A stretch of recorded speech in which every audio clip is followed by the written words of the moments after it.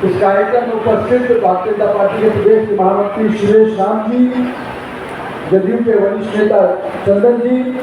आशुतोष शंकर जी एवं सभी पार्टी के हमारे सम्मानित जिला अध्यक्ष जी, यहाँ पर उपस्थित सभी वरिष्ठ कार्यकर्ता बल, मुख्य रूप से आप समझ सकते हैं कि आज माननीय प्रधानमंत्री के आगमन का न्योता देने पंचायती राज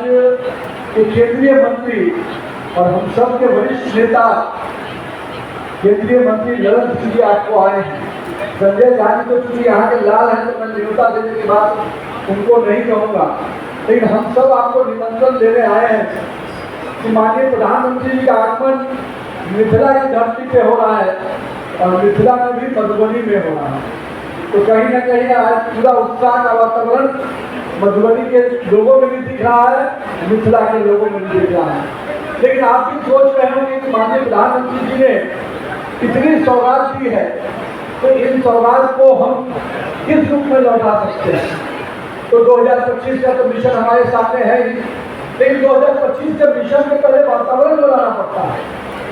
मेरा मानना है विकास और विकास की चर्चा और विकास की योजनाओं को जनता तक पहुंचाना जब तक पूरी रूप से नहीं होता है, तब तक विकास भी सही रूप से परिभाषित नहीं हो पाता है। मैं आज आप तमाम यहाँ पर उपस्थित कार्यकर्ता बंधुओं से आग्रह करता हूँ कि जिस प्रकार से पूरे बिहार में माननीय नरेंद्र मोदी और माननीय नीतीश कुमार के माध्यम से विकास की योजनाओं की चर्चा, विकास की योजनाएं हुई हैं, क्या हम उस प्रकार से उसकी चर्चा भी नीचे प्रकार कर पा रहे हैं? तो कहीं ना कहीं अवसर मिला है कि माननीय प्रधानमंत्री के जब आगमन हो तो हम घर घर संपर्क करके हमारे सभी कार्यकर्ता, सभी दलों के कार्यकर्ता जो हमारे एनडीए के लोग बैठे हैं, हम लोग घर घर संपर्क अभियान चलाएंगे। भागलपुर में जिस प्रकार से कार्यक्रम बड़ा हुआ, उसका एकमात्र कारण था कि कार्यकर्ताओं ने जनता तक संवाद दे दिया था कि हम सबके प्रिय नेता आ रहे हैं और हम सबको अपने प्रिय नेता के द्वारा से चलना चाहिए। यह संवाद नीचे तक जाने से असर होता है। आज जिस प्रकार से मैं कह सकता हूँ कि जिस विभाग में मैं मंत्री हूँ, उस विभाग के माध्यम से मिथिला का परिदृश्य बदलने वाला माननीय मंत्री नितिन गडकरी जी कई प्रयास किए हैं। बिहार में माननीय मुख्यमंत्री जी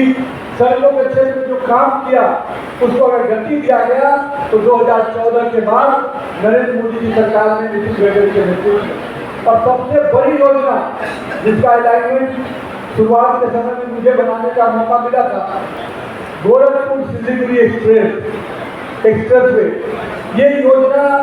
पूरी तरह से 12 एरिया के बीच में से ये सड़क गुजरने वाली है और 400 किलोमीटर की योजना में करीब 365 किलोमीटर बिहार का पार्ट है। कहने के लिए गोरखपुर सिलीगुड़ी है, लेकिन इसमें एक 90% इलाका बिहार का मिथिला का है, यानी मिथिला का परिदृश्य इस योजना से बदलने वाला है। ऐसे कई योजनाएं हैं। आमद दरभंगा योजना निश्चित रूप से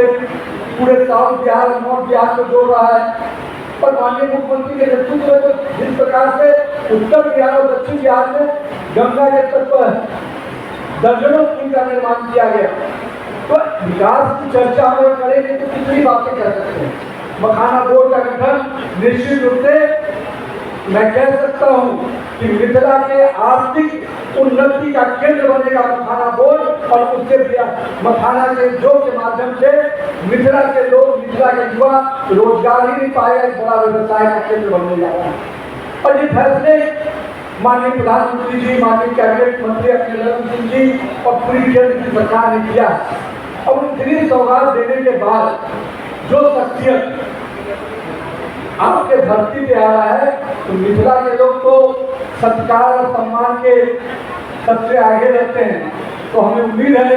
कि आज हमारे सभी सम्मानित विधायकों ने भी कहा और हम तमाम यहाँ कार्यकर्ता बन रहे हैं, हम सब कोई इस पूरे आयोजन को ऐतिहासिक अगर बनाना चाहते हैं तो अगला 10 दिन पूरी तत्परता से हम सब लोग संपर्क करके लोगों को ले जाने की व्यवस्था करेंगे। हर व्यक्ति को लगना चाहिए कि मेरे घर का, मेरे मोहल्ले का, मेरे वार्ड का, मेरे पंचायत का हर व्यक्ति को इस कार्यक्रम में लेकर चलना है। ठीक है, हमारे वरिष्ठ नेताओं ने कि दिखना चाहिए कि मिथिला के लोग पूरी तरह से अपने नेता को, अपने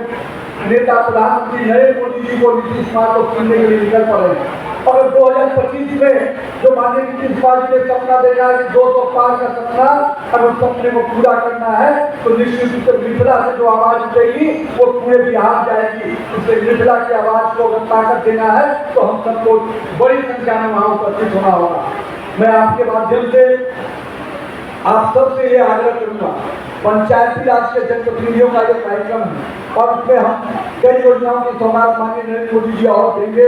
माननीय मुख्यमंत्री नीतीश कुमार जी ने प्रगति यात्रा में जितनी घोषणाएं की है उन सब योजनाओं को कार्यान्वयन करने का काम शुरू हो गया है। तो अपने दोनों नेताओं के अभिनंदन में पूरा मिथिला